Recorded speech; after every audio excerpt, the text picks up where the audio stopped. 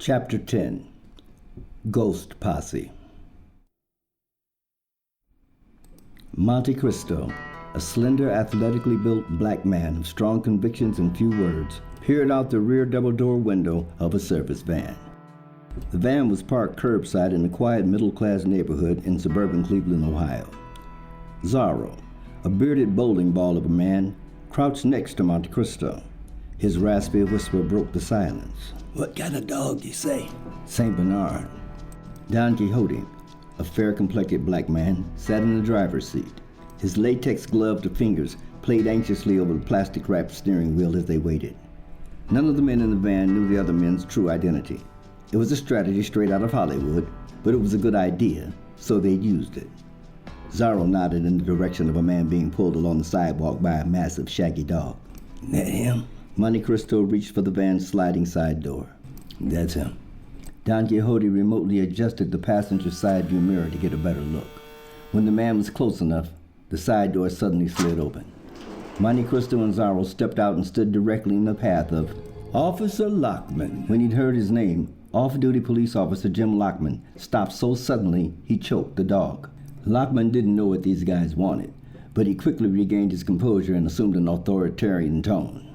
"Yeah, I'm Lockman. What do you want?" Monte Cristo's eyes momentarily softened as he offered a disingenuous smile. Tamir Wheatley says hello. Zorro fired first, discharging the .50 caliber Smith & Wesson Magnum from inside his coat pocket. The round slammed through Lockman's chest, opening a grapefruit-sized hole in his back. Almost simultaneously, the charge from Monte Cristo's Ruger Bowen 500 Maximum blew off the top of Lockman's skull. Still holding the leash, Lockman bowled over backward. What remained of his head walked off the pavement like a hollowed-out pumpkin. The van was already moving when Monte Cristo slipped back in. Zorro slammed the door as they picked up speed. Gazing in the rearview mirror, Don Quixote announced, "Dog's dragging him down the sidewalk." Zorro looked back. Monte Cristo didn't. They cruised casually through the light traffic, making sure to obey all traffic laws. Monte Cristo checked his watch. 4 minutes.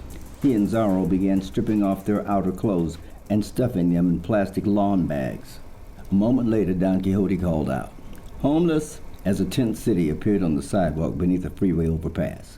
The van door opened and Monte Cristo tossed the plastic bag into the camp. Minutes later, Monte Cristo checked his cell, turned right at the light. As the van entered West Liberty Street, Monte Cristo and Zorro each placed a hand on Don Quixote's shoulders. They all spoke in unison. "Vengeance is mine, so too recompense. The day of their calamity is at hand."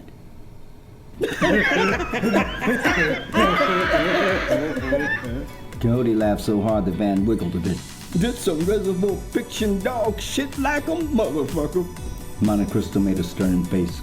"Yeah, I'm Lockman. What do you want?" "Justice, motherfucker!" "Blam, blam, justice!" A short distance later, they drove into a self-service car wash.